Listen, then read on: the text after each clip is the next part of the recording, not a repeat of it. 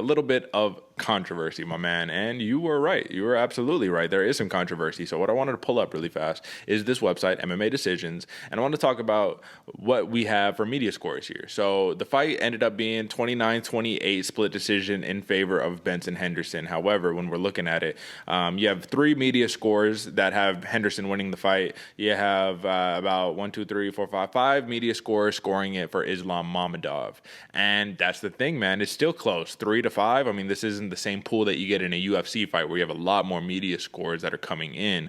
But what's interesting to me is that there is an argument for Benson Henderson to win. And hear me out, folks. The jiu-jitsu practitioner in me says Benson Henderson won that fight. He was being aggressive. He was attacking for chokes. He had a couple good guillotine chokes in there on Mamedov, which definitely changed up Mamedov's game plan.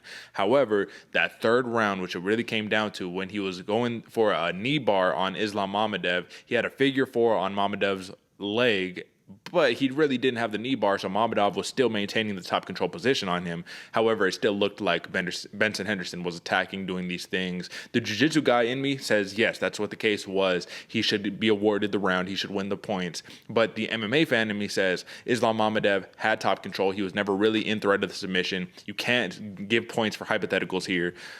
It was close, brother. I'm not going to say robbery by any stretch of the imagination. And it was because I actually scored these fights myself just to see where I stood on it. So for this fight, first round Henderson, second round Mamedov, and it was so close, brother. But I squeaked it out for Islam Mamedov, just ending the fight in the dominant position, getting the takedowns, all that good stuff.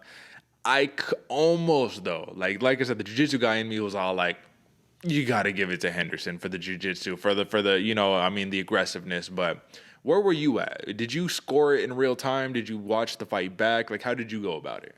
No, I scored it in real time, man, and I had it even going into the third. Yeah. I agree with you. I had Henderson winning the first, Mamedov coming back with the second, and then honestly, man, I scored it for Mamedov. I had him winning, man. Mamedov, excuse me, I've been pronouncing that wrong.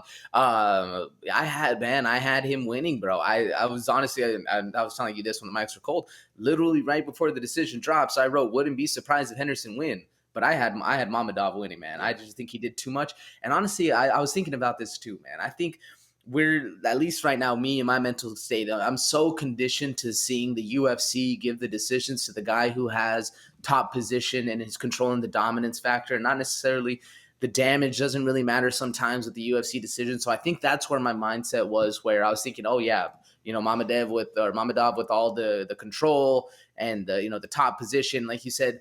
Benson Henderson had the figure four, but never really in danger in any of these submissions and was always on his back. So I think I just got conditioned to think that's how these fights are going to be scored. So I like it. I like what Bellator did right there, man. I like the fact that they switched it up a little bit and gave action and threats more of a weight than just laying on top of somebody and controlling them and dominating them. Even though, I mean, I can see, like I said, I can see arguments for both sides. So I can see I had it scored for Islam, but I can see how Henderson won. And I'm kind of glad he did, because it sets a different precedent that damage and threats and going for staying active is a little bit more impactful than just lying on top and humping somebody. So No, absolutely, but that's a really great assessment when we're talking about it, because we do get conditioned to it, man. And word on the street is that the Arizona Fight Commission is a very, very good commission, very transparent. You know what I mean? Do a very good job of judging and stuff like that. But it is interesting because the UFC will have you thinking, no, well, if he does it this, he has to win it this way. But this is Bellator; it's a different promotion. Maybe they're looking for different things in the eyes of the judges. But the point overall is you have to be active, be aggressive. That's what win you fights. Nobody wants to win on points anyways in the first place, man. So if you are going to win on points, you better be aggressive. You better be definitive that you won. This was back and forth though, man. Like I said, I think Islam Mamedov, this dude was about to be on a 20-fight win streak. You know what I'm saying? Like, he hadn't lost in 12 years, and to lose in this fashion, little devastating. This is one of the rare times that you're going to see Khabib cornering somebody and his fighter actually loses. You know what I'm saying? So I would like to know what Khabib says about it. I would like to know his perspective of the fight. Unless somebody asks him, I guess we'll never know. Maybe I'll go check out. Maybe he did a post-fight interview or something like that. But this was a big win for Benson Henderson, brother. And you got to just give it up for, even if this was a split decision. Like I said earlier, he's 6-2 when the fight goes to a split decision. So the man has been on the very, very fortunate end of those decisions. decisions. But you got to give it to him. He's an OG of the game. You got to respect the OG, and I think that his veteranship is what won him the fight. Would you agree? Oh yeah, 100%, man. This was very much a Mamedov Russian style smash kind of fight. So the fact that Henderson was able to kind of pull it out, man, Yeah. very, very impressive for him. Yeah. And personally, I had this question when I was writing down. I just saw this, man. Was the fact that Mamedov wasn't able to dominate?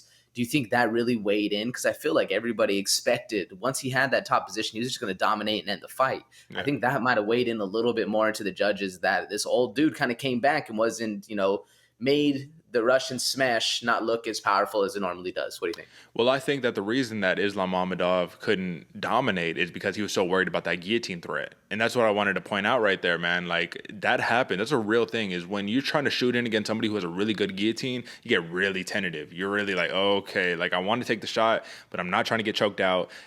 And even if the first one, man, it took him a while to get out of it. So you could tell he was like, all right, this dude's tight, man. Like, I was in danger right there. I have to really be careful. And you can get in your head a little bit. And that's why I thought that Mamedov was a little less aggressive than he normally is when he fights, because of that situation. This wasn't just once. It was like 3 times this dude was about to get guillotined. You feel me? So it was that. But I will say the little bit of impressive nature from Mamedov, man. The trips of him, man. The body lock, the cage control, being able to just throw Benson Henderson down. Granted, Henderson did do some good Granby rolls and rolled with a lot of these attacks and used his flow, his smoothness, right? But it was a very impressive showing from Mamedov, man. And I thought that he still dominated in a way, you know what I mean? But it didn't result in the outcome that he wanted. Big win by Benson Henderson, brother.